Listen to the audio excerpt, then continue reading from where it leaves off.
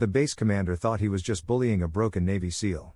He publicly humiliated the soldier and called his loyal German Shepherd a useless pet.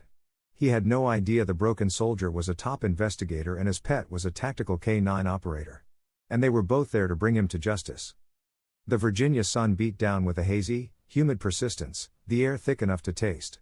As Master Chief Ethan Cole drove his dusty Ford pickup over the sprawling Chesapeake Bay Bridge tunnel, the gray-green Atlantic on either side seemed to watch with ancient indifference.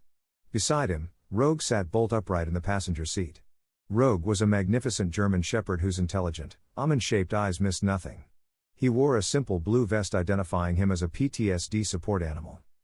The vest was a lie, but a necessary one. Rogue's presence was both Ethan's cover and his anchor. Ethan himself looked the part his transfer orders described. He was a man made of dense muscle and an intense quiet, but he moved with a new stiffness in his right knee. His face, normally sharp and focused, was now convincingly etched with weariness. The weariness, at least, was real. The pain was real. The cover story, a SEAL recovering from a catastrophic knee injury and the psychological trauma of losing his best friend, Ryan Matthews, on the same op, was dangerously close to the truth. Ryan was gone. But Ethan wasn't here to grieve. He was here to hunt. Naval Amphibious Base Cape Henry loomed ahead, a city within a city, its brick and colonial-style buildings radiating a sense of history and order. It was a bastion of naval special warfare, a place of legends. But Ethan knew that even legends could rot from within. The gate guards were crisp, their uniforms immaculate, their salutes sharp. They glanced at Rogue, saw the vest, and nodded with practiced sympathy. "Welcome to Cape Henry, Master Chief," one of them said. The base was impeccably clean, almost sterile. Every building was painted the same shade of beige. Every lawn was perfectly manicured. It screamed discipline. It felt wrong. As Ethan parked and began the check-in process, Rogue stayed at his heel, a silent, steady presence. The administrative staff were polite but distant. They had seen his file. Medical leave, pending psych eval, service dog required. In a place built for warriors at their absolute peak, Ethan Cole was now officially classified as damaged goods. The room he was assigned was sparse, clean, and lonely. He spent an hour arranging the few belongings he'd brought, his movements economical. Rogue explored the room, sniffing every corner before settling by the door, his gaze fixed on the hallway as if he were standing the first watch. "Just for a little while, buddy," Ethan whispered, rubbing the dog's powerful neck. "We find out what happened to Ryan.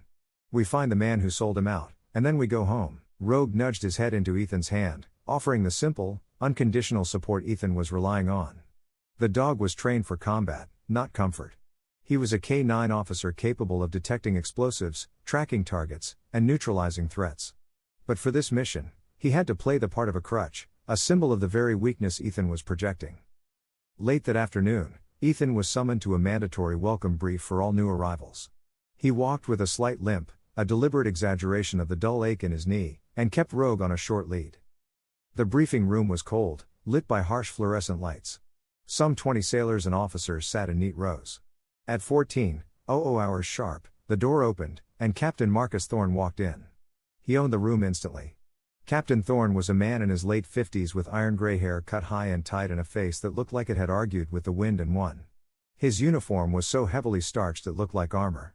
He was the base commander, a man with a reputation for iron-fisted adherence to tradition and zero tolerance for anything he deemed substandard. Thorne's eyes swept the room, assessing every face. They paused for a fraction of a second too long on Ethan and Rogue. A flicker of something, annoyance, maybe contempt, crossed his features before he began. His voice was a gravelly baritone forged by years of command. "Welcome to Cape Henry," he began, his tone void of any actual welcome. "This is not a resort. This is not a convalescent home. This is the tip of the spear. While you are on this base, you will represent the highest standards of the United States Navy. We do not tolerate weakness. We do not tolerate excuses. We tolerate excellence." Ethan kept his eyes respectfully forward, his face a neutral mask. He could feel the captain's speech circling like a predator sizing up its prey. "In my day," Thorne continued, "we dealt with pressure. We dealt with loss. We did it with grit. We didn't ask for special treatment." He gestured vaguely at the room. "The modern warrior seems to believe that strength comes from indulgence. They believe they need pets to cope with the stress of the job." He wasn't speaking to anyone in particular, but every eye in the room slid toward Ethan. Ethan felt the heat of their gazes. He kept his breathing even and slow. Rogue, sensing the tension, didn't move a muscle, a perfect statue of canine discipline. Ethan's role was to be the broken soldier. He had to absorb the humiliation. He said nothing. That evening, the real test began. Ethan knew he couldn't avoid the officers' club forever. Isolation would be more suspicious than his presence. The O Club at Cape Henry was steeped in history. The dark wood walls were covered in plaques and photos of SEAL teams from decades past. The air smelled of floor wax, old leather, and the faint, sweet scent of bourbon. It was a place for camaraderie, but tonight it felt like an arena. Ethan entered quietly, Rogue at his heel. He ordered a soda water at the bar, keenly aware of the conversations that stuttered and then restarted in lower tones. He found an empty table in a poorly lit corner, hoping to remain invisible. Rogue lay down beneath it, disappearing into the shadows. The peace lasted 10 minutes. Well, if it isn't the Master Chief and his +1. Ethan looked up.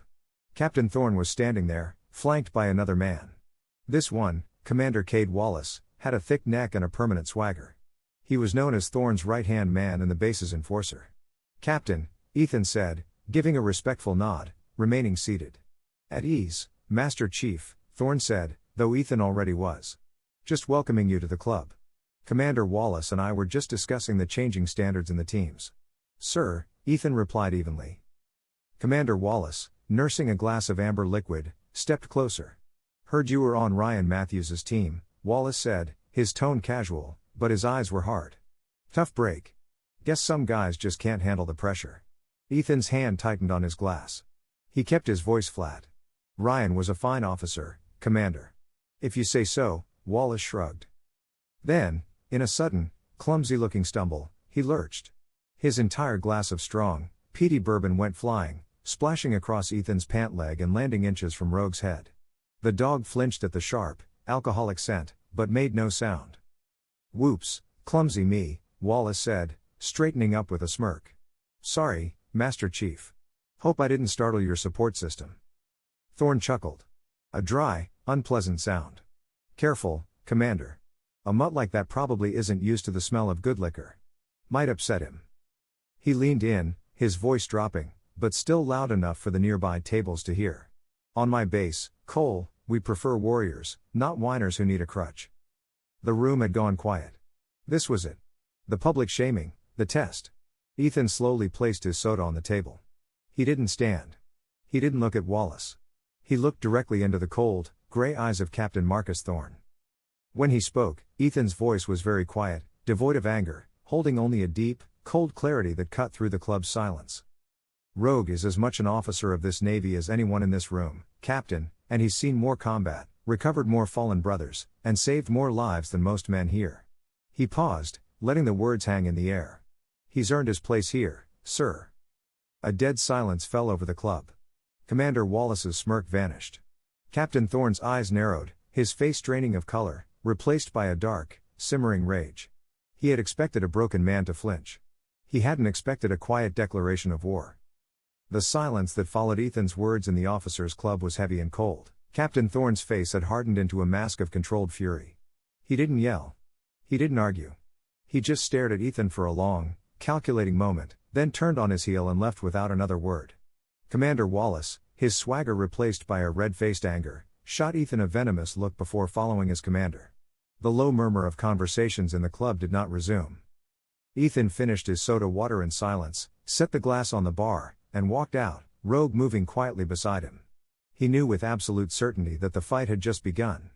But it wouldn't be a fight of bullets. It would be a war of 1,000 paper cuts. The first cut came the next morning. Ethan arrived at the base physical therapy clinic for his morning appointment, a mandatory session according to his medical file.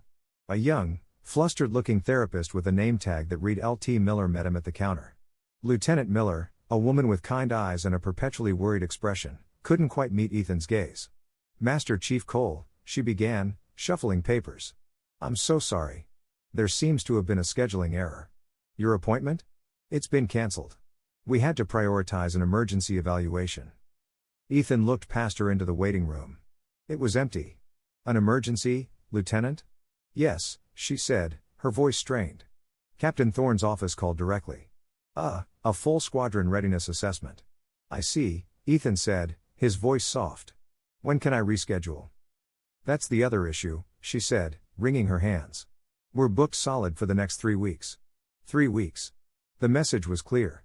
Thorne was cutting him off from official recovery, reinforcing the narrative that he was damaged goods, not worth the investment of resources. Thank you for your time, Lieutenant, Ethan said, turning to leave. He and Rogue would handle his therapy themselves. The next cuts came swiftly. A new memorandum appeared on the official mess hall bulletin board, laminated and bearing Thorne's signature. It cited newly enforced, base-wide sanitation standards and allergy-related concerns. Effective immediately, all non-essential animals, including service animals, were restricted from the library, the main gymnasium, and the commissary during peak hours. It was exquisite in its pettiness. It didn't mention Ethan by name, but it was aimed directly at him. It was designed to isolate him, to make his life as difficult as possible, to force him into his small room. The other sailors read the memo, glanced at Ethan and Rogue eating at a separate table, and quickly looked away. No one wanted to be associated with the man who had gotten on the captain's bad side. Ethan was now a pariah, an outcast, and that was exactly what he wanted. While Thorne was busy building a cage of regulations around him, Ethan was busy building his case. The isolation gave him the perfect cover. By day, he was the broken soldier, complying with the new rules. He took Rogue for long, limping walks, always with a book in hand, projecting an image of boredom and melancholy. But at night, his room transformed into an operations center. The man who was supposedly too fragile to handle stress worked with the meticulous focus of a surgeon. His target, the Warriors' Valor Fund. The fund had been established 6 months prior, officially sponsored by Captain Thorne himself to honor fallen service members and support their families. Its first beneficiary, its public face, was the family of Ryan Matthews. Ethan knew Ryan's parents. He knew they had received standard benefits, but they'd never mentioned a dollar from this private fund. Ethan's specialized gear, hidden in the false bottom of his duffel bag, was compact and powerful. He attached a whisper-thin device to his laptop and began peeling back the layers of the fund's public website. The donation page was slick, full of heroic photos of soldiers. The About page was a tribute to Ryan, but the financial records, the ones required by law for a nonprofit, were buried. When he finally accessed them, they were a mess of contradictions. He found what he was looking for: large, recurring payments listed as logistical consulting, base morale services, and event security. The payments all went to shell corporations that, after 3 hours of digital digging, Ethan traced to a single parent company based in Delaware. And the authorizing signature on every transfer request was that of Commander Cade Bulldog Wallace. This was no longer about petty harassment. This was large-scale theft disguised in the honor of a fallen hero. To confirm the digital trail, Ethan needed physical proof. The fund's administrative office was a small, unassuming building near the base chapel. He started surveillance. For 3 nights, he and Rogue secreted themselves in a dark, quiet corner, silent and unseen. The office lights always went out at 17:00 when the fund's sole administrator, Petty Officer Lauren Sanchez, went home. Lauren Sanchez was a timid young woman who always seemed to be carrying a stack of files too big for her. She looked stressed but dedicated, a perfect unwitting pawn. But on the second and third nights, something else happened. Hours later, well after midnight, a base staff car would pull up. Commander Wallace would get out, unlock the office, and go inside, staying for nearly an hour. He wasn't just signing off on payments. He was actively managing the fraud. Ethan now had his link. Thorne provided the cover and authority while Wallace, the loyal bulldog, did the dirty work, stealing money meant for the families of men like Ryan. The rage Ethan felt was a clean, cold fire. He needed one more piece. He needed to prove Wallace wasn't just a bully, but a man capable of calculated physical intimidation. He had a feeling Wallace would provide the proof himself. The opportunity came at dawn. The Virginia sky was a soft gray, a layer of sea fog blanketing the ocean, muting the sound of the waves. Ethan was on the base beach, the one reserved for officer training. This was his personal physical therapy. He was forcing his recovering knee through the punishing, unstable terrain of soft, wet sand. Rogue ran beside him in perfect, joyful silence. Ethan was pushing himself hard, sweat and fog mingling on his face, the pain in his knee a dull, throbbing drumbeat. He was halfway down the beach when he heard them. The rhythmic thud of combat boots on compressed sand. Commander Wallace and 2 other similarly built officers were running in a tight formation. They were on a collision course. Ethan held his line, not giving them the satisfaction of moving. He knew what was coming. They didn't swerve. At the last second, Wallace deliberately veered, his shoulder slamming into Ethan's. The impact was hard, targeted at his injured side. Ethan's leg buckled. He went down, his bad knee twisting as he hit the wet sand with a grunt of pain. Wallace and his men stopped, jogging in place, panting, grinning. "Watch that knee, Cole."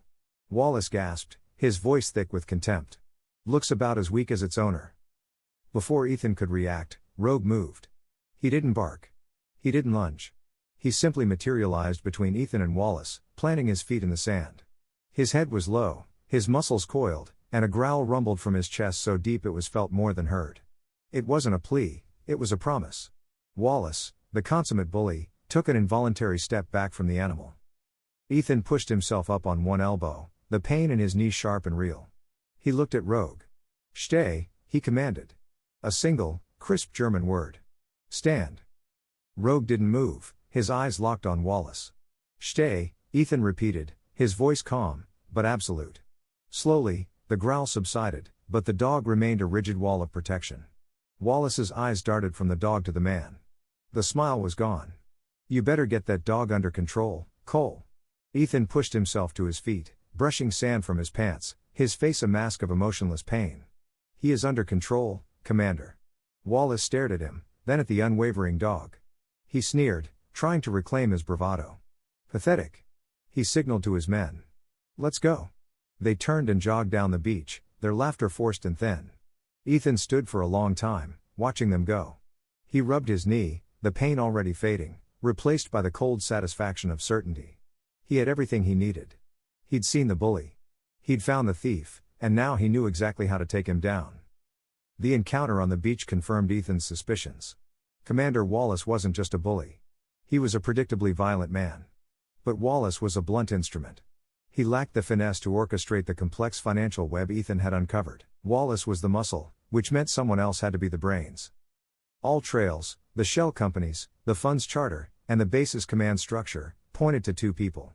Captain Thorne, who provided the authority, and the civilian director of the Warriors' Valor Fund. Her name was Eleanor Vance. Ethan knew he couldn't get to Thorne, who was now openly hostile. But Eleanor Vance was a civilian. She operated under a veneer of compassion, which made her both a softer and a more dangerous target. His next move was clear. He had to meet the wolf in sheep's clothing. He scheduled an appointment under the guise of a grieving soldier seeking information about the fund established in his best friend's name. It was a perfect cover, one that would seem natural to anyone watching him. The fund's office was in a quiet section of the base, deliberately set apart from the rigid barracks, tucked near the base chapel. It was a small, welcoming cottage painted a soft tan with a carefully tended rose garden out front. It was designed to look like a sanctuary, a place of peace. Ethan limped up the walkway, Rogue at his side, the very picture of a man leaning on his last remaining support. The moment he opened the door, he was met with a wave of manufactured sympathy. The waiting room was painted a warm, calming blue. The walls were hung with framed photos of smiling soldiers, patriotic art, and letters of thanks from grateful families. "Master Chief Cole, please, come in." The voice was as warm as honeyed tea. Eleanor Vance emerged from a back office, her arms open in a welcoming gesture. She was a woman in her late 50s with soft, silver blonde hair styled in a neat bob. She wore a floral blouse and a kind smile that seemed permanently affixed to her face. She looked like everyone's favorite aunt, the one who baked cookies and gave the best hugs.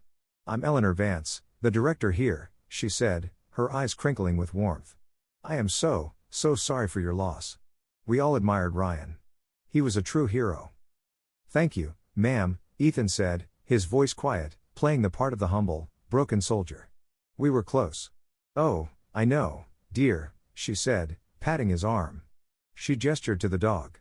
"And this must be Rogue. What a handsome, brave boy." She made no move to pet him. She was smart enough to know the etiquette for service animals, but she beamed at him. "Please, come into my office." Her private office was just as welcoming. A large oak desk sat before a window overlooking the rose garden. More pictures lined the shelves. Ethan sat in a plush armchair, and Rogue immediately lay at his feet, head on his paws, facing the door. "It's just terrible," Eleanor began, sitting behind her desk and folding her hands. "What happened to Ryan? And I have to tell you, Master Chief, the way this base is run, well, it isn't very compassionate. Captain Thorne is a fine military man, I'm sure, but he's old school. He doesn't understand the invisible wounds our boys carry." She was good. In a single breath, she had built rapport, projected empathy, and subtly distanced herself from Thorne, creating a secret alliance between them. "I'm just trying to get my head on straight, ma'am," Ethan said, looking down. "My knee. Doctors say it'll take time. My head. Takes longer. I saw the fund was in Ryan's name. I just wanted to see what you did." "We do God's work, son," Eleanor said, her voice full of passion. "When a hero falls, the government, well, it's all red tape. Families are left adrift. We step in. We handle the immediate needs. Mortgages, car payments, groceries, things the military bureaucracy can't handle. We provide a soft landing." As she spoke, Ethan felt a subtle shift at his feet. Rogue, who had been lying still, had shifted his weight, his muscles tensing. A low, almost inaudible huff of air escaped his nostrils. He wasn't growling, but he was no longer relaxed. Ethan gently placed a hand on the dog's head. "Easy, buddy," he murmured. Eleanor Vance leaned forward, her face a mask of concern. "Oh, the poor thing. Is he all right?" Ethan looked up, his own expression pained. "I'm sorry, ma'am. He does that sometimes. He's trained to react to my stress signals. When I start talking about Ryan, about the mission, he senses it." Eleanor's eyes softened even more. "Oh, you poor boy. Of course he does. They're like little four-legged angels, aren't they? So intuitive. It just shows what a deep bond you two have." Ethan nodded, but a cold certainty settled in his stomach. Rogue was intuitive. He was a K-9 officer trained to detect the infinitesimal changes in human physiology that signal deception. He could smell the spike in cortisol, the change in perspiration, the subtle shift in heart rate that accompanied a well-orchestrated lie. Rogue wasn't sensing Ethan's stress. He was sensing hers. This warm, kind, gentle woman was setting off every alarm bell in his highly trained partner. I was hoping," Ethan pressed on, pushing the cover story, "that maybe I could help out, volunteer somehow while I'm recovering, to honor Ryan." Eleanor's kind smile tightened for a fraction of a second. "Oh, that's so thoughtful, dear. But really, we're fully staffed. We have Petty Officer Sanchez out front." She gestured dismissively toward the outer office where Ethan could see the timid young woman, Lauren Sanchez, buried under files, "and she handles all the paperwork. You just need to focus on yourself. That's the most important thing." The message was clear: stay away. "I understand," Ethan said, looking crestfallen. He made a move to stand, gathering the leash. "Well, thank you for your time. It's good to know someone cares. Anytime, Master Chief. My door is always open." Ethan stood, using his cane, but he misjudged the distance. His cane caught on the leg of a small, unsteady side table next to her desk. On the table was a precariously stacked pile of donor pamphlets and brochures. With a loud clatter, the whole pile went over, dozens of flyers scattering across the carpeted floor. "Oh, hell," Ethan grunted, grimacing as he lost his balance. "My knee, Mrs. Vance. I'm so sorry. So clumsy." "It's all right, dear," said Eleanor Vance, instantly concerned and motherly. She rushed from behind her desk. "Don't you move. You'll hurt yourself. I'll get it." "Lauren," she called out. "Never mind. I've got it." She and Ethan knelt at the same time, their heads dipping below the level of the massive oak desk. "I'm really sorry," Ethan said again, his voice muffled. "It's nothing," she said, gathering papers. Their hands brushed as they both reached for a flyer. In that split second of distraction, Ethan's other hand, hidden from her view by the desk's solid front, moved with lightning speed. His fingers found the underside of the heavy desk. He pressed the tiny, button-sized audio transmitter firmly into the wood grain. Its micro-adhesive backing took hold instantly. The whole thing was done in less than a second. "Here you go," he said, handing her a stack of papers, his face a perfect mask of embarrassed apology. They both stood. "You're a good man, Master Chief," Eleanor said, replacing the papers on the table. "Thank you, ma'am," Ethan said. You've given me a lot to think about. You just take care of yourself and that precious dog," she said, patting his shoulder. "Ryan would be so proud of the man you are." Ethan and Rogue walked out of the office, back into the bright, indifferent sunshine of Cape Henry. The door to the sanctuary clicked shut behind them. Inside the office, Eleanor Vance stood at the window, watching the broken soldier and his dog limp away. Her warm, kind smile remained in place for a long, silent moment. Then, slowly, like a mask being lowered, it dissolved. Her eyes became cold and sharp. Her face hardened into a look of shrewd, impatient calculation. She picked up her desk phone and dialed a 3-digit extension. "Commander Wallace," she said, her voice no longer warm like tea, but cold as steel. "We have a problem. Cole was just here. He's asking questions." Ethan spent the next 36 hours in his barren room, his world shrunk to the size of an earpiece. The audio transmitter he'd planted was high grade, its microphone sensitive enough to pick up the rustle of Eleanor Vance's sleeve against her desk. He sat in the dim light, his laptop open, a digital audio file running in silence. Rogue lay at his feet, his breathing the only other sound in the room. Ethan had heard the short, cold call Eleanor made to Commander Wallace. "We have a problem. Cole was just here. He's asking questions." It was the confirmation he needed. She wasn't just a participant. She was a coordinator. For the rest of the day, the bug picked up only the mundane sounds of an office, Lauren Sanchez's typing, the shuffling of papers, polite calls to donors. Eleanor Vance was the consummate administrator. Then, late the next morning, Ethan was on his way to the small base commissary for supplies, taking a route that, as he intended, led past the chapel and the adjoining charity office. Master Chief Cole, what a coincidence.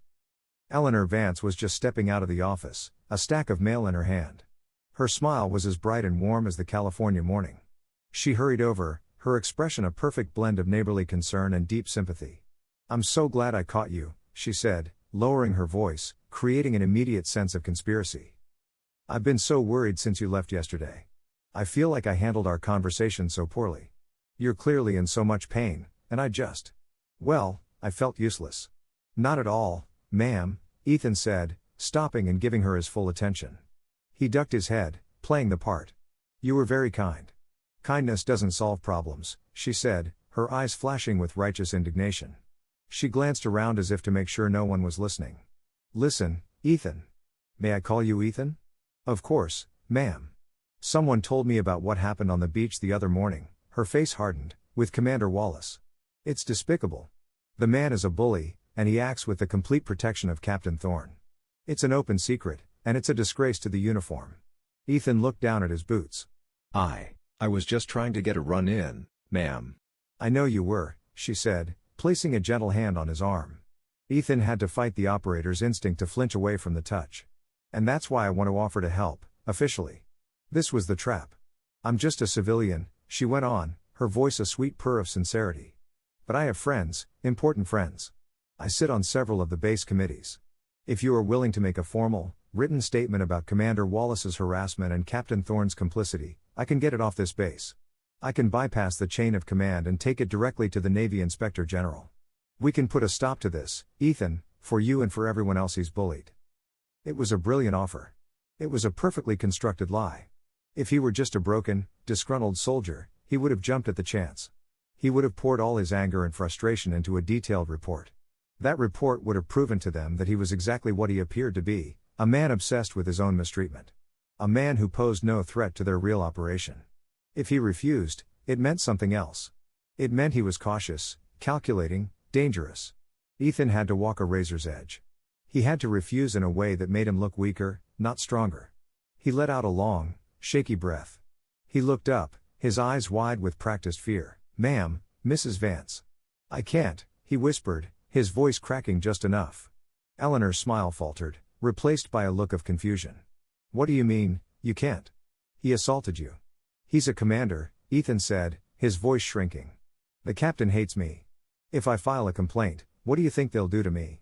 They'll find a way to dishonorably discharge me. They'll say I'm unstable. They'll say it was my fault." He gestured down at Rogue. "They'll say I'm not fit for duty, and they'll take my dog away. Ma'am, Rogue is all I have left of my old life. I can't risk him." He hung his head, the very picture of a man utterly defeated by the system. Eleanor Vance stared at him. Ethan could almost feel her mind working, recalibrating. He wasn't a threat. He was just a coward. Her expression softened, but the warmth in her eyes was gone. In its place was something else. A cold, clinical pity. "Oh, Ethan," she said, patting his arm again, her touch now full of condescension. "I understand. I really do. You have to protect what's yours." "I'm sorry, ma'am," Ethan said. I'm just trying to get through this. Get the knee fixed, keep my head down, and get transferred out. I don't want any more trouble." "You have nothing to be sorry for," she said, her kind mask slipping back into place. You're a good man, Ethan Cole. You just focus on healing. She turned and walked away, and Ethan let out a breath he didn't realize he'd been holding. He'd passed the test. He'd convinced her he was a nobody. That night, he learned how devastatingly wrong he was. He sat in the dark, earpiece in, listening to the silence of an empty office. Then, just after 21:00, the bug activated. The sound of the office door opening, a light flicking on. He heard Eleanor's voice, and then a man's. It wasn't Wallace, it was Captain Thorne. You're sure he's just scared? Thorne's voice was sharp, impatient. Vance, he practically cried on my shoulder, Eleanor said. Her voice was stripped of all warmth. It was flat, bored, and annoyed. He's terrified of you. He's worried you'll take his dog. He's a broken man. He's not our problem. There was a long silence. Ethan heard the clink of glasses, the pour of liquid. No, Thorne said finally. You're wrong. He is a problem. What are you talking about? He refuses to file a complaint. He didn't take the bait. Exactly, Thorne snapped. A Navy SEAL, even a broken one, is trained to fight. A man like that, publicly humiliated in the club, assaulted on the beach, he should be furious. He should be screaming for a lawyer, demanding an IG investigation. Instead, he whimpers. He plays the victim and says he just wants to be left alone. Ethan felt a chill go down his spine. He had underestimated Thorne. The captain was reading the lack of a reaction as the threat. He's playing a role, Eleanor, Thorne continued. And I don't like it. He isn't a disgruntled victim, he's a threat, and we are going to neutralize it. You were right about one thing. His weakness is that animal. What do you propose? Eleanor asked. If he's so attached to it, Thorne said, his voice a low growl, then we'll take it away. We'll find his breaking point. We will cut the leash, permanently. The culmination arrived the next morning. It wasn't a physical confrontation. It was a single piece of paper, posted on every official bulletin board and emailed to every service member on base. Subject: mandatory SNAP inspection. All service and support animals. In response to recent safety and liability concerns, Naval Amphibious Base Cape Henry will conduct an immediate safety and aptitude proficiency inspection of all certified service and support animals currently housed on base. Time: 14:00 hours, today. Location: Delta Training Field. Handlers and animals will be tested on the following. 1. Handler control under extreme stress. 2. Reaction to sudden auditory stimuli, pyrotechnics, and simulated munitions. 3. Non-aggressive response to direct aggressive posturing. Failure to pass any portion of this inspection will result in the immediate and permanent removal of the animal from base housing. Non-compliance is not an option. Captain M. Thorne, Base Commander. Ethan read the email twice. This wasn't an inspection. It was an ambush, custom designed for Rogue. It was engineered to fail a PTSD support dog. They would startle the animal with explosions, then have someone act aggressively. If the dog flinched, it failed. If it acted to protect its handler, it failed. It was a direct, personal, and vicious attack. Ethan closed his laptop. He looked down at Rogue, who was watching him, head cocked, sensing the sudden, sharp shift in his handler. The mask of the broken, grieving soldier dissolved. The cold, focused fury of Master Chief Ethan Cole, Special Operator, took its place. Well, buddy, Ethan said, his voice low and hard. The captain wants a show. He stood up, the limp in his knee suddenly gone. Let's go give him one. Delta Training Field wasn't a field. It was an arena, a wide-open expanse of packed dirt and sun-scorched grass surrounded on three sides by bleachers. It was used for everything from K-9 demonstrations to platoon-level weapons drills. Today, it was a stage for a public execution. The bleachers weren't full, but they were strategically populated. Captain Thorne sat in the center, flanked by Commander Wallace, his arms crossed with a permanent smirk. To Thorne's left sat Eleanor Vance, dabbing at her eyes with a handkerchief, her face a portrait of pained reluctance. A handful of other officers and sailors were scattered around, there to bear witness and spread the word. This was a demonstration of power. At 14:00 hours sharp, Ethan Cole walked onto the field. He had resumed the role of the broken soldier. He limped. His face was pale, and he kept his eyes downcast. At his side, Rogue walked with a calm, dignified purpose, his red service vest a bright target. They stopped in the exact center of the field, exposed on all sides. Master Chief Cole, Thorne's voice boomed over a small loudspeaker, the amplification unnecessary in the tense silence. For the base-wide memorandum, You are here to demonstrate the stability and control of your support animal. This board will assess its suitability to remain on this facility. You will comply with all commands. Is that understood? Understood, Captain, Ethan said, his voice just loud enough to be heard and tinged with the perfect amount of resignation. Very well. Begin the inspection. Thorn nodded to a man standing at the edge of the field. The man, a pyrotechnics expert, raised a flare gun, aimed it skyward, and fired. The thump was followed by a sharp, piercing whistle and a blinding flash of white magnesium directly overhead. It was a test designed to panic a traumatized man and his support animal. Ethan flinched, as was expected, but Rogue did not. The dog, a veteran of countless firefights and controlled demolitions, didn't even look up. His ears swiveled to pinpoint the sound, assessed it as a non-threat, and dismissed it. He remained in a perfect sit, his gaze locked on Ethan's face, awaiting a command. In the stands, Thorn's jaw tightened. That was not the reaction he wanted. Proceed to Phase 2, he ordered, his voice sharper. This time he nodded at Commander Wallace. Wallace came down from the stands, cracking his thick knuckles. He was wearing a heavy padded training sleeve, the kind used for bite work, and started walking toward Ethan. Non-aggressive response, Thorn announced. The animal must not react with hostility to an aggressive posture. Wallace broke into a jog, then a run. He wasn't running past Ethan. He was running at him. Out of the way, Cole! Wallace roared, his face contorted in a mask of rage. It was a terrifyingly convincing performance. He was coming in fast, aiming his shoulder directly at Ethan's injured side. A near-perfect repeat of the assault on the beach. But this time, Ethan was ready. Rogue, Decken. The German command, spoken almost as a whisper. Cover. Rogue moved like a black blur. He didn't bark. He didn't growl. He didn't bare his teeth. He simply rose and placed himself directly in front of Ethan's knee, a solid, immovable wall of muscle. He absorbed the full 220-pound impact of Commander Wallace. Wallace slammed into the dog, stumbled back, and nearly fell. Rogue didn't budge. He just stood there, a living shield, his eyes locked on the commander. He hadn't attacked. He had defended. He had followed his order. Wallace, furious at being stopped by a dog, raised his padded arm as if to strike. 9, Ethan commanded, his voice sharp. No.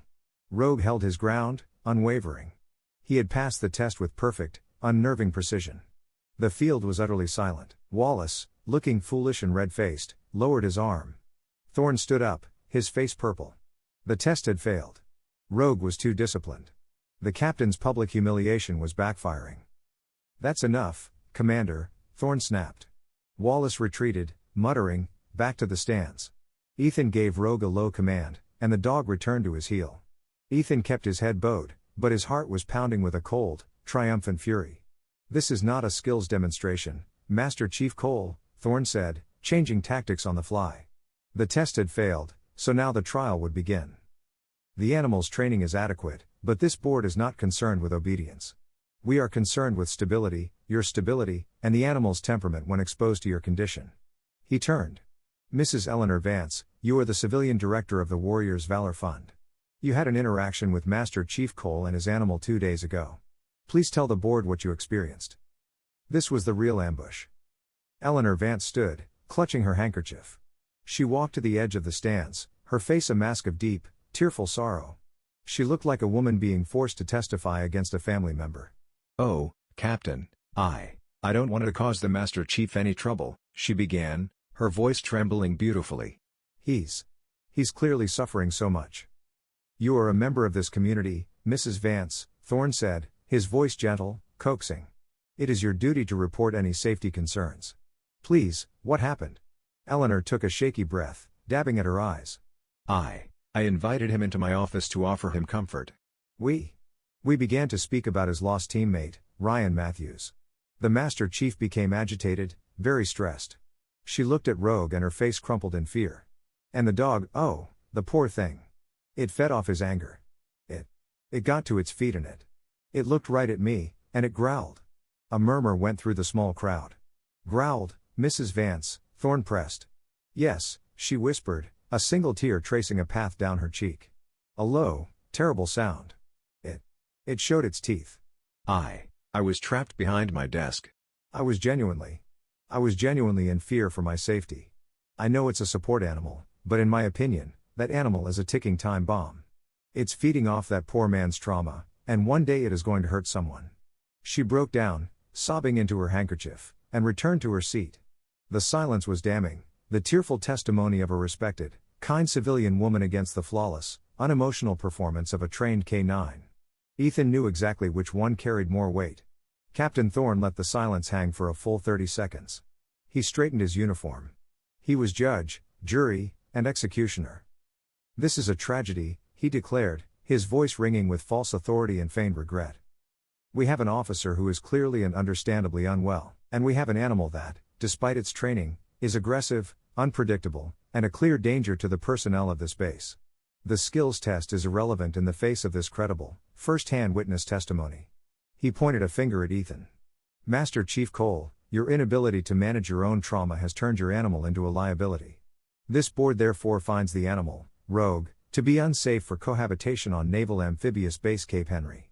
He signaled to 2 armed base security officers who had been standing by. "Guards, secure the animal. It will be taken into immediate custody at the base kennel and scheduled for permanent removal from this facility at 08:00 tomorrow." The 2 guards, young and nervous, drew their sidearms, not to unholster them, but to unsnap the retention straps for good measure. They started walking slowly toward Ethan and Rogue. Rogue, sensing the threat, finally tensed. He didn't growl, but his body went rigid.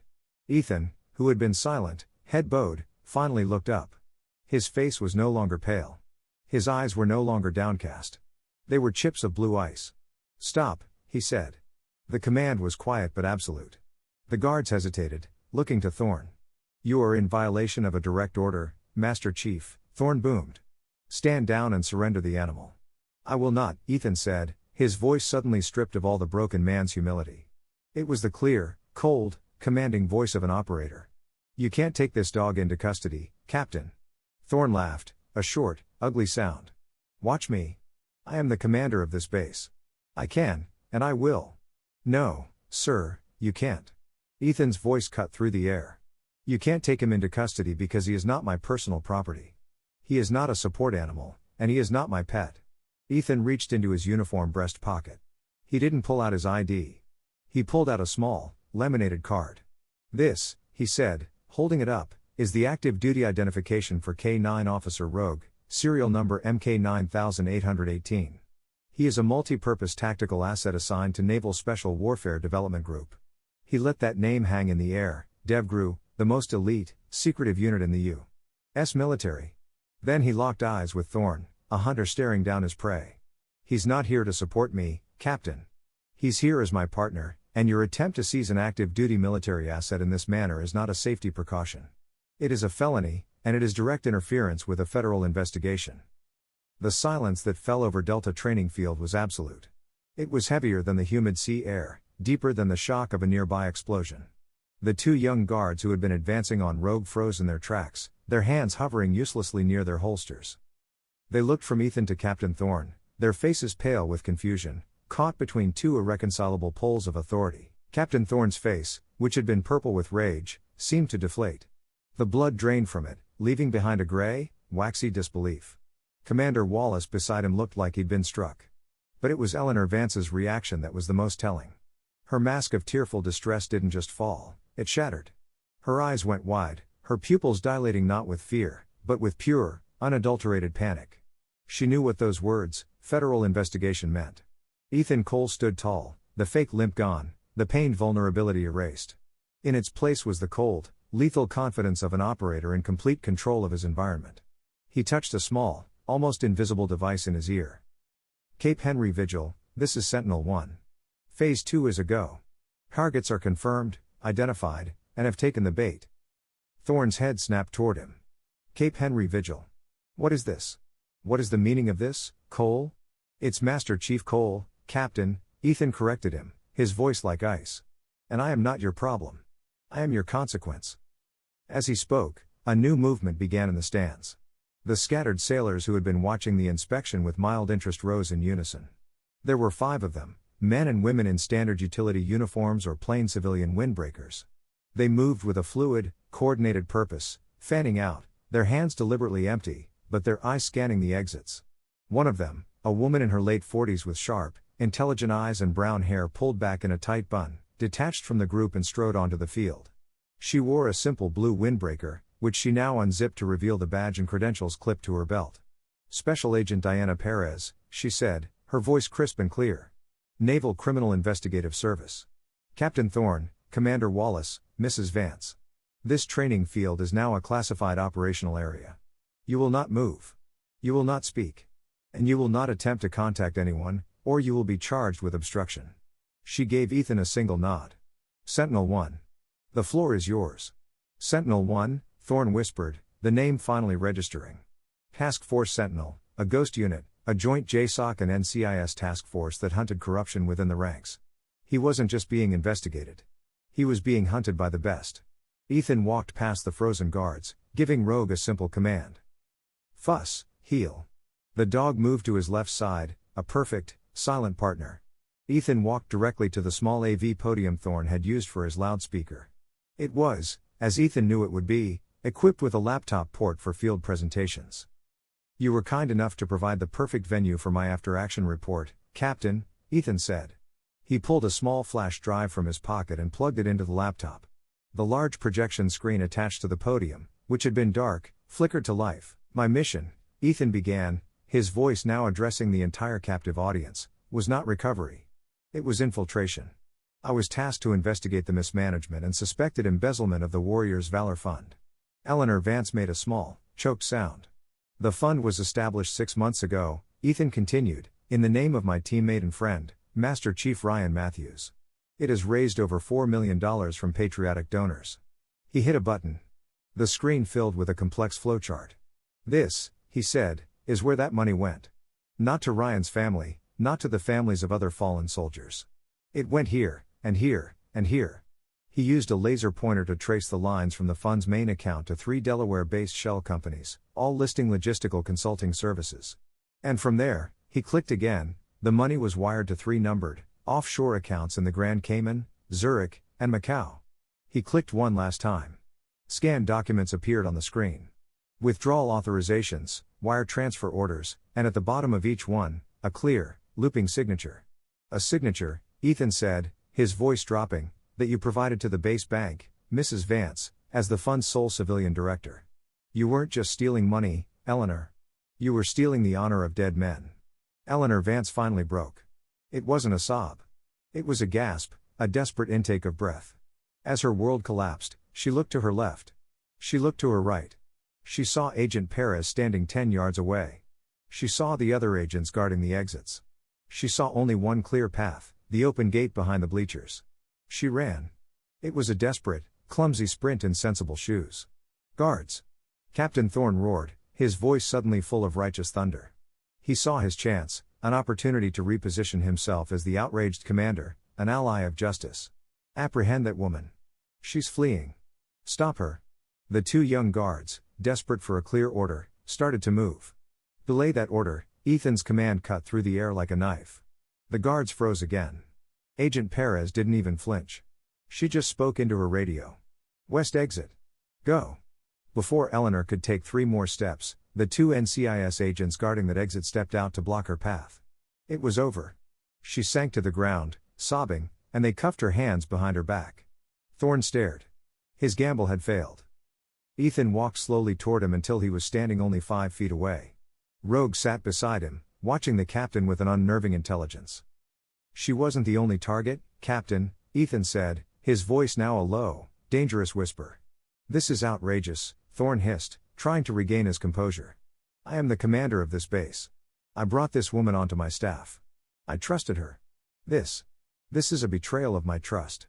"Is that so, sir?" Ethan asked. Eleanor Vance stole cash. She was careless, but she was just the small part of the enterprise. He turned back to the projector and hit the remote. The banking flowchart vanished, replaced by grainy, high-definition video. It was a time-stamped feed from a security camera. "This," Ethan said, "is Hangar 4, last Tuesday at 02:30. The video showed a military transport plane, its cargo bay open. A forklift was loading large, sealed wooden crates. And supervising the operation, checking a manifest on a clipboard, was Commander Cade Bulldog Wallace. Wallace, still in the stands, went white. These crates, Ethan narrated, were listed on the ship's manifest as surplus medical supplies, destined for a humanitarian mission in Eastern Europe. A mission you personally authorized, Captain. He clicked again. A new image, an X-ray of one of the crates taken by an intelligence asset at the receiving airport. The crate wasn't full of medical supplies. It was filled with priceless artifacts, statues, pottery, and gold filigree. All of it matched items reported missing from a museum in a war zone the teams had just recently departed. Eleanor laundered the money, Ethan said, turning to face the captain, his voice rising just enough for all to hear. She was your distraction, the petty thief you could sacrifice if we got too close. He aimed the remote at Thorne. But you, Captain, you used United States Navy assets. You used a humanitarian mission as a cover. You used this base's logistical pipelines to run an international smuggling operation. She stole from heroes. You betrayed the entire uniform. The world on Delta training field fractured into two separate, simultaneous realities. The first was a series of quiet, professional movements. The second was a vortex of stunned, painful silence. Special Agent Diana Perez stepped forward, her voice cutting through the paralysis. NCIS, move in. Take the captain and the commander into custody, cuffs on. The agents who had been guarding the perimeter converged. Captain Thorne, a man who had commanded thousands, stood motionless, his face a mask of disbelief as an agent half his age politely but firmly instructed him to place his hands behind his back. The sharp, metallic click of the handcuffs locking was the loudest sound on the field. Commander Wallace, on the other hand, reacted with the predictable fury of a cornered animal. Get your hands off me. He bellowed, shoving at the approaching agent. This is a setup. You have no authority. He never finished the sentence. Rogue, who had been sitting at Ethan's heel, was on his feet in a blur. He didn't lunge. He didn't bite. He simply moved. A 90-pound wall of focused muscle slammed into Wallace's chest, emitting a single, sharp bark that was pure command. Wallace, already off balance, went down hard. Before he could even think of getting up, 3 NCIS agents were on him, and his hands were cuffed.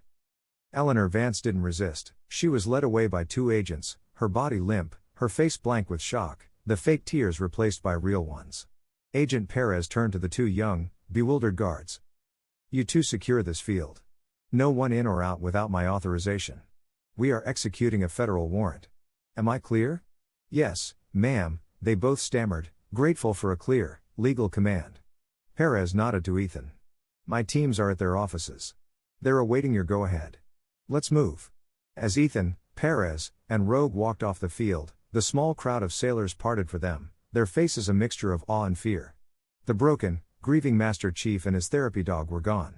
In their place stood an operator and his weapon, and they had just decapitated the base command. The captain's office was a monument to his own ego.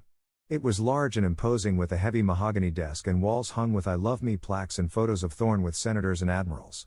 2 NCIS agents were already inside, meticulously bagging items. Agent Perez, 1, a young man with a focused expression, reported, We've secured all digital media, but the main safe is a problem. It's an old-school tumbler model, not on an electronic network. Perez looked at the massive black steel safe in the corner, half hidden behind a large American flag. Get a tech team down here. I want it open an hour ago. No need, Ethan said, his voice quiet. He walked to the safe. He had spent hours in his room, doing more than digging into financials. In his workup, he had memorized every detail of Thorne's life, psychoanalyzing the man, piece by piece. He knelt before the dial. He's a man of tradition, pride, and history, Ethan murmured. He spun the dial right, left, right. He entered a 6-digit number, the date of the Battle of Midway, the turning point, the ultimate symbol of naval glory. The tumblers clicked. The heavy steel handle moved. Ethan pulled the door open. Agent Perez raised an eyebrow. You're full of surprises, Master Chief. The safe was full of cash, stacked in bundles, and several external hard drives. The agents immediately began cataloging them. But Ethan wasn't looking at the money. He was looking at a small, velvet-covered box at the very bottom. He slowly reached in and lifted it out. He opened it. Inside, resting on a bed of black satin, was a golden pin. The Naval Special Warfare insignia, the Seal Trident. What is it?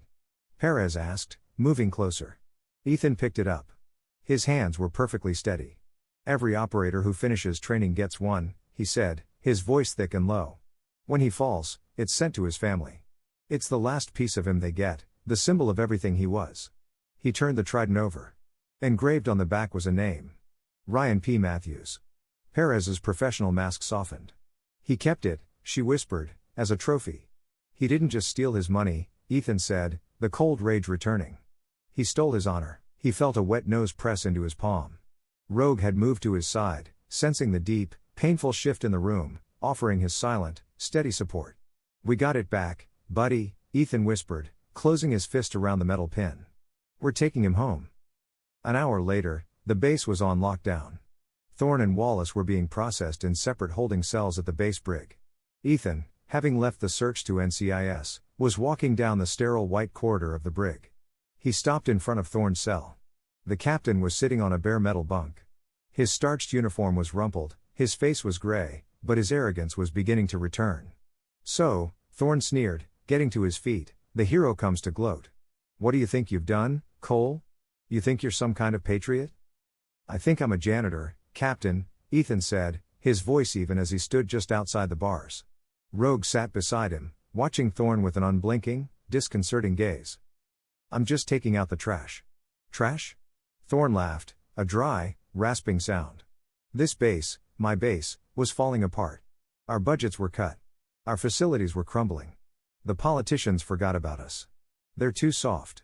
This whole country is soft. They want warriors, but they won't pay for them. He paced the cell, his energy manic. The money Eleanor stole, the artifacts Wallace moved. Do you know what I did with it? I rebuilt the K-9 training facility. I bought new simulation equipment for the trainees.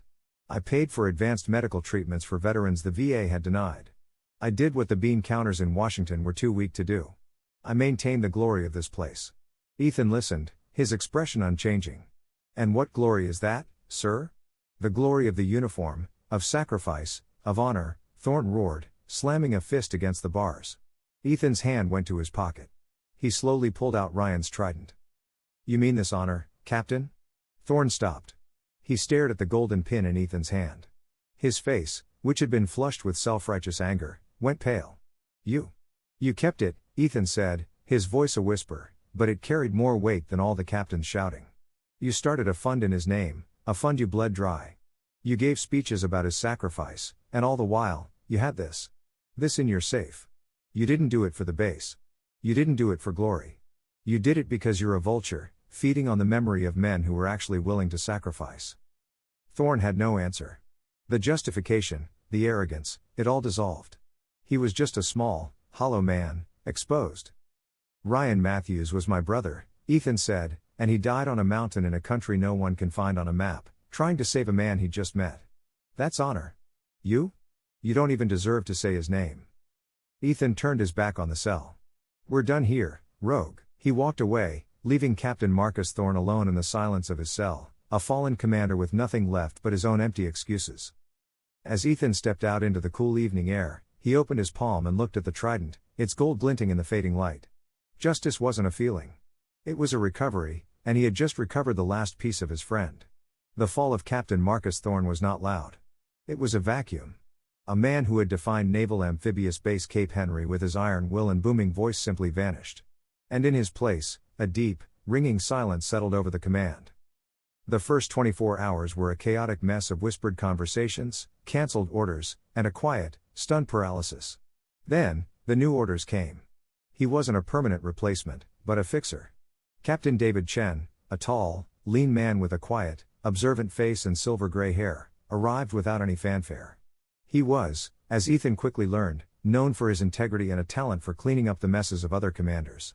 His first act was not to give a speech, but to walk the base alone, his eyes missing nothing. News of what had happened on Delta training field spread, not like a wildfire, but like an underground river surfacing in unexpected places. The story whispered in mess halls and barracks took on the quality of a legend. The broken Master Chief with the sad, silent dog, the public humiliation, the setup, and the final, shocking reveal. Ethan, Cole and Rogue, the outcasts, had become the base's avengers. The way people looked at them changed overnight. The pity was gone, replaced by a deep, almost reverent awe. Sailors who had once avoided his gaze now gave him respectful nods. Master Chief, they would murmur. Even Lieutenant Miller, the nervous physical therapist, stopped him near the clinic. I'm glad you're okay, Master Chief, she said, her eyes clear for the first time. "I'm glad you're both okay." Ethan just nodded. "Thank you, Lieutenant. We're good." While the base was healing its chain of command, Special Agent Perez was performing surgery on its finances. The recovery of the stolen funds was swift and total. The offshore accounts were frozen. The shell companies were dissolved. Eleanor Vance, facing an avalanche of evidence, cooperated fully, and Commander Wallace, stripped of Thorne's protection, confessed to everything in a desperate bid to reduce his sentence. The investigation also exonerated Petty Officer Lawrence Sanchez. In a closed-door debrief, the timid administrator, no longer afraid, explained how Vance and Wallace had intimidated her into silence, burying her in paperwork and implying that any mistakes she made would be career-ending. She was, as Ethan had suspected, just another victim. With the money secured and the guilty parties facing a court-martial that would send them away for decades, Captain Chen's next order was clear: the Warriors' Valor Fund would be restored, and its honor would be publicly reconsecrated. A week later, the entire base was assembled on the main parade deck. The Virginia sun was bright, the sky a cloudless blue, but the mood was solemn. This was not a celebration. It was an atonement. At the front of the formation stood two people, an older couple holding hands, Ryan Matthews' parents, flown in by the Navy. Captain David Chen spoke first, his voice unamplified, yet carrying in the still air. He did not speak of the crimes. He spoke of the violation of trust. He spoke of the sacred duty of command to protect those who serve. And he spoke of the long, hard road to restoring that trust. Then he turned to speak on behalf of those who served alongside Master Chief Ryan Matthews. "I invite Master Chief Ethan Cole to the podium." A murmur went through the crowd. Ethan walked forward. He was not the man who had limped onto this base. He wore his formal dress white uniform, jacket crisp, trousers pressed, his movements fluid and sure. The cane was gone. The pained, broken look was gone. He was whole. At his left heel, walking in perfect, proud sync, was Rogue. The red service dog vest was gone. In its place, Rogue wore his official K9 operator's harness, adorned with a miniature seal trident. Ethan came to the podium. He looked out at the sea of white uniforms, his gaze finally resting on Ryan's parents. He took a breath. "There are two kinds of honor in this life," he began, his voice steady. "There's the honor you wear. This uniform, these ribbons, these pins, they tell a story of where you've been and what you've done. They are important." He paused. "But there's another kind of honor. The kind you live. The kind that's tested not when people are watching, but when they're not. It's the choice to be honest when a lie is easier. It's the choice to protect the vulnerable when it's inconvenient. It's the choice to put the well-being of your brothers above your own. That is the honor Ryan Matthews lived. It is the honor he died for." He looked at Ryan's mother. "I was with him at the end. He was brave. He was a hero. And I am a better man for having known him." Then he turned from the podium, his speech seemingly over. But he didn't step down. He looked down at the dog sitting patiently beside him. "When I came to Cape Henry," he continued, his voice softening, "I came with this partner. Many of you saw him as a prop, a crutch, a symbol of weakness. The former commander called him a pet, an animal that had no place here." He knelt, placing one hand on Rogue's strong head. "They say a dog has no place in modern warfare. They say they're just animals. But I have served with this officer in places you will never see. On missions you will never know. This dog, this warrior, has sensed threats our best technology has missed. He has found our lost. He has protected our wounded. And he has never, not once, faltered in his duty." He stood, his voice ringing with a deep, unshakable conviction. "This K9 officer is not a symbol of weakness. He is a symbol of loyalty. He is a symbol of courage, and in a place that had lost its way, he was a living, breathing, unwavering compass for what is right. He is more than a partner. He is the conscience of this base, and I am honored to serve with him." He was finished. He didn't wait for applause. He gave a slow, respectful salute to Ryan's parents, then turned. "Rogue, fuss." He and Rogue walked off the parade deck, leaving 1,000 sailors in a stunned, respectful silence. Later, as the sun began to set, painting the sky in shades of orange and purple, Ethan found himself on the beach. He was in civilian clothes. He held a small, velvet-covered box in his hand. "Ethan." He turned. Ryan's mother, a small woman with kind, tired eyes, was walking toward him. Her husband stood a respectful distance away. "That was a beautiful speech," she said, her voice trembling. "Thank you for what you did, for bringing the truth to light." "He deserved the truth, ma'am," Ethan said. He He always said you were the one he trusted most, she said, a tear tracing a path down her cheek.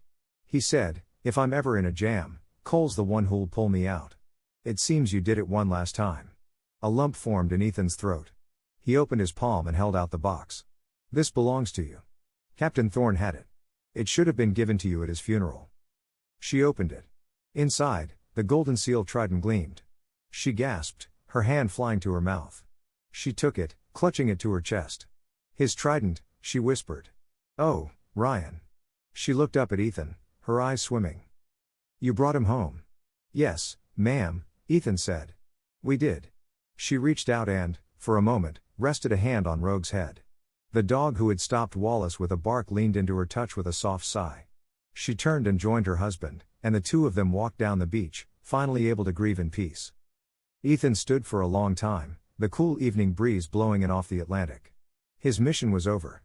Justice had been served. Ryan's name was clear. He looked down at his partner, who was watching the waves. His mission was done, too. Well, buddy, Ethan said quietly. I think we're done here. Let's go home. Rogue looked up at him, and in the fading light of the Virginia sunset, the K-9 officer let out a single, happy bark.